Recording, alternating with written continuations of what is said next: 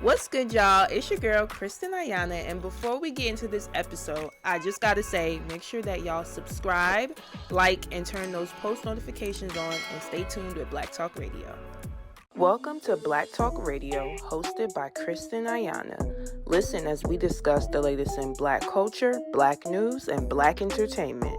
What's good, y'all? It's your girl, Kristen Ayana, and welcome back to Black Talk Radio, where we discuss the latest in Black culture, news, and entertainment. Now, I'm super duper excited because we got a special guest in the building. Who do I have with me today? It's Nook Romero. Thank you so much for joining us. This is our second interview. Yeah. So we're going to get into some things, talk about where you are now, and things of that nature. So I'm really looking forward to it.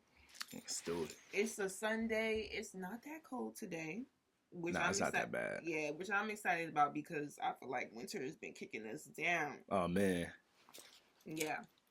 But for those who may or may not know, can you just tell us a little bit about yourself and, of course, like what made you start getting into music? For sure. My name Nook Romero. I was born in Trenton, New Jersey. I'm a rapper. I'm an actor. I'm an artist all around, multiple mediums. Mm-hmm. And how I got my start in the music is pretty much my first love. When I was 3 years old, I was banging on pots and pans. I had a drum set when I was 5. And so music always been a part of my life for real. Right. And I actually got the time to train and learn over my entire life. And now I could really put myself out there and express myself in a way that, like, I don't have to wait for nobody to give me an outlet. I feel that. Now, you mentioned, like, training over the years. So, like, what type of things did you do to, like, train yourself musically? I was in the orchestra in high school. Wow. So that's like pretty much every day we would wake up and go like play. So I played the bass and I played the drums. So that's where I would get that. Then after school, it's like we just making beats or writing songs just for the fun of it. Like that's really where it started. It started with fun. I love that. And I think that shows like how much you really love the craft, like organically, because like it started out as something that you were doing for fun. Mm-hmm. And the fact that you were able to like turn it into a career is like super duper dope for sure. Appreciate that. Yeah. So you mentioned you're from Trenton.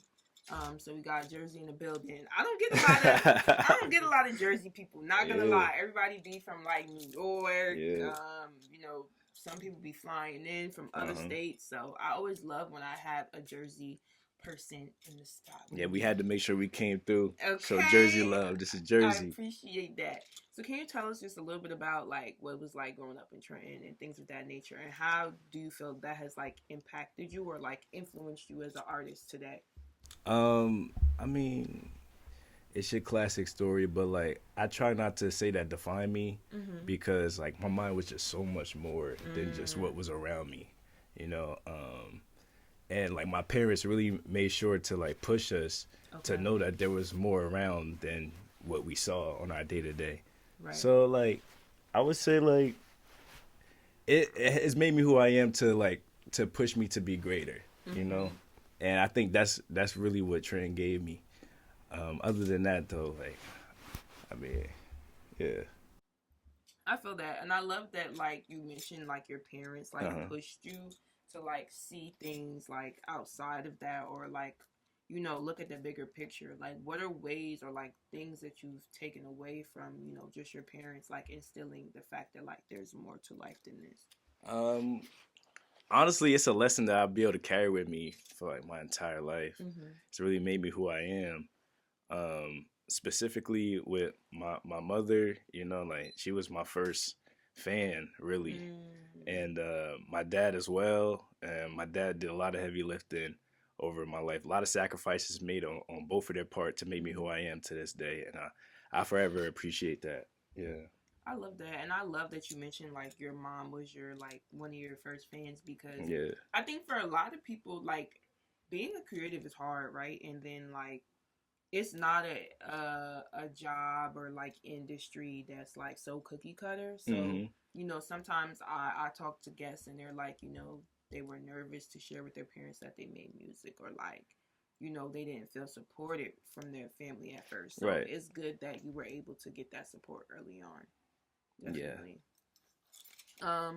So, we talked about where you're from. We talked about Jersey. Now, I want to get into your latest EP. Can you just tell us a little bit about that? I listened to it. I seen the clips on social. Right. It's super fire. So, can you just tell us, like, what were you going through, the motions when creating this project? Really, we wanted to come out with something that we didn't see people doing. Honestly, like a way to like bring myself back. And show people that I still have this ability, and so it was about getting it in front of people. And so how do we go about getting it in front of people? Right. We have this platform on Instagram, and we can take this and show people, what I got going on. Right. And so now it's about creating these visuals and like it was really a master plan. I can't give too much away, but like we really just came up with a master plan, and then it's me with the music. So like I have to come up with the raps. I have to, curate how each one should go. And it's called The Algorithm, and it's the first digital EP that I've ever seen. So I'm saying it's the first digital EP. Right. No, it's dope for sure. Yeah, And 10 tracks for 10 weeks. I love the concept, and even the name, like The Algorithm, like it's super fire. So Yeah. I definitely like that for sure. Yeah. Now, we talked about you being a musician, but like also we talked about you acting. So like with you releasing this project, do you feel like it was a reminder to people that may have like followed you because of your acting experience? Like, you had to like wake them up a little bit. Like, what was that? What were you feeling in that? It's a bit of that, but it's also there's people who've always known me as making my music and stuff. Okay. It's just like the show gave me this whole other platform that I'm forever grateful for. But it's like we have to find a way to bridge the gap and allow like my full light to shine. Right. So that's what this whole thing was about. And I feel like it was pretty successful, and it's even more to come. Like that's why I'm so hype about it. Right, Yeah. right. Yeah, I think it's dope for sure. And I seen like Doechii like showed you love. Yeah, and she stuff definitely like that. showed love. Grammy nominated. Yes. Hope she come through with that. But Grammy nominated artist showing love. I could, like She's sky's the dope. limit. She's having a great run right now. So I love that for her. And I love that she was able to, like show love for sure. Yeah. Yeah, so shout out to Doechii. Shout out Doechii. So, like you mentioned before, you were on a Netflix show, Grand Army. Yeah. And would you go back into acting, or is it something that you feel like you're more so focused on music now, or it's like no, like I like both, I do both, and I don't want to be put in a box? Yeah, I feel like as an artist, you could practice in multiple mediums, and so like you should never have to think about like is there gonna be more music? Is there gonna be more acting? Like it should just always be waiting for the next thing, especially with me because like I'm always gonna be making music. Right. There's no like stop with the music. There's always gonna be music, But like when it comes to film and TV, like you can still expect to see me on that as well. For sure. Got it. Yeah. What would be like your dream like role in a like movie or like My dream role? I would want to play in something where I get to be a musician. Honestly. Okay. Yeah. Best of Like both I would worlds. want to be in something where I could play a musician. I've seen some scripts for stuff like that, and those are the ones I get most excited about because it kind of lives in the same world Right. that I live in with the music. So probably something like that. I could see you being a superhero though. Yeah. Okay. Like I definitely could see Marvel for you. Yeah. Yeah. Yeah. I would dig a superhero role. Flying.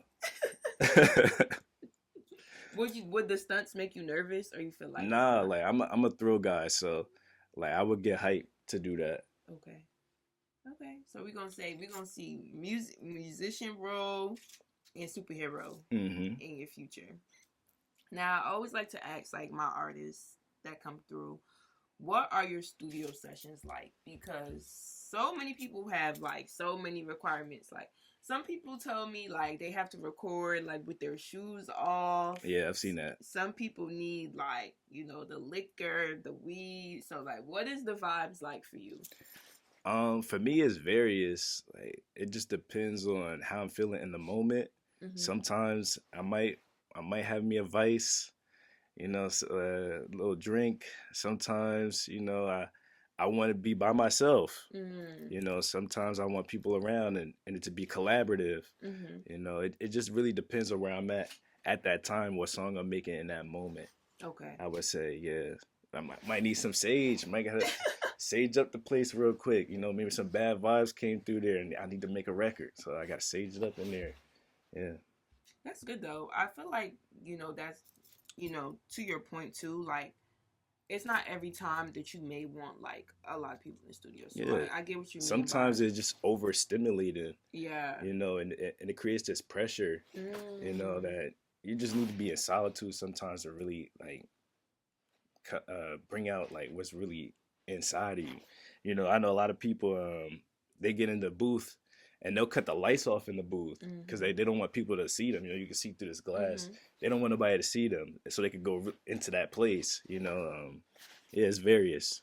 Yeah, and I also think too, like if you're talking about something that is like vulnerable, you don't necessarily want everybody to hear that.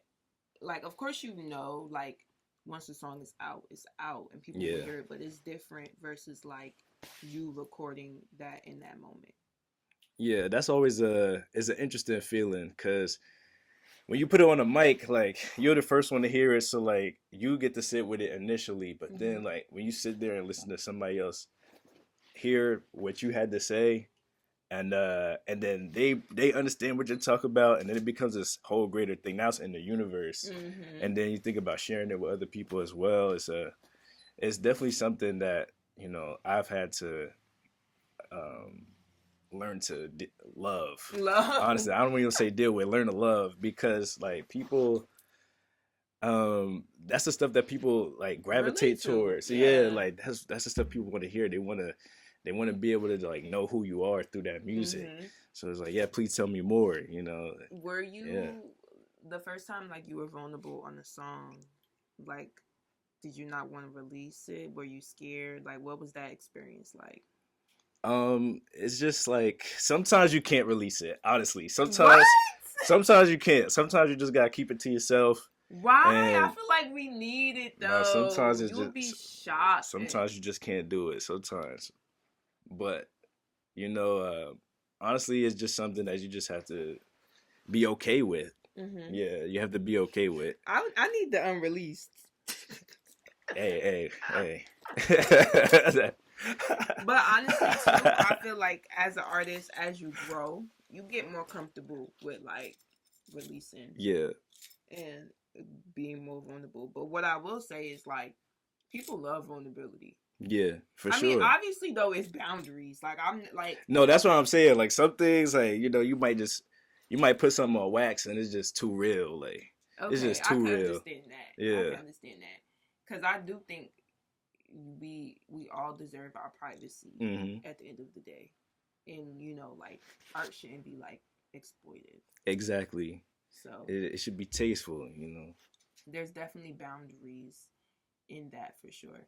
But I think too, like the fact that you mentioned that there's some things you didn't release, that also shows like how strategic you are.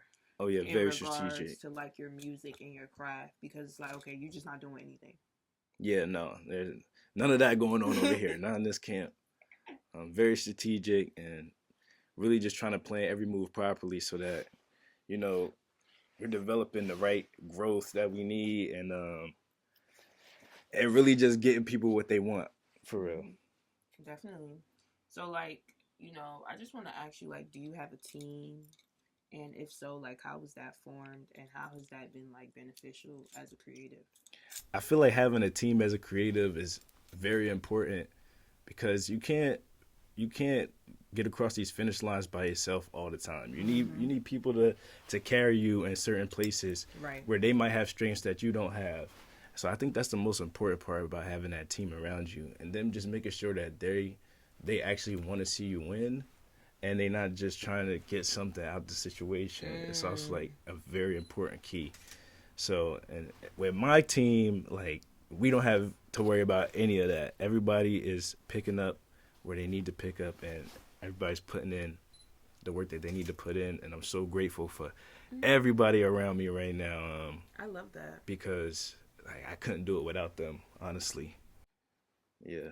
That's dope for sure. And I love that you mentioned that, because I think when you're creative, it is good to have a team, because you're not always going to have the capacity to like think about certain things, right? Yeah. So it's like having a team allows you to like really, you know, hone in on like your creativity. Exactly. And focus on that more.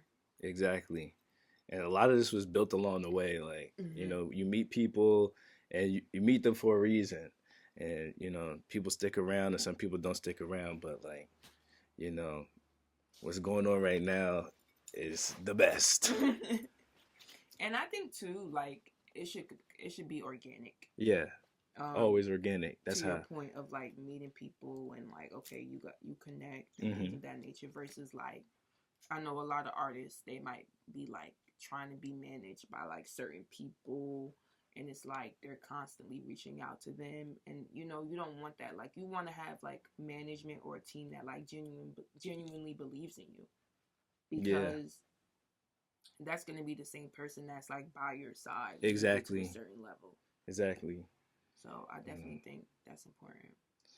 That's Zay, my man Zay, right here off to the side. Yeah. Zay in the with the cameras. Zay in the cut, but shout out to Zay. Yeah, Zay couldn't do without him.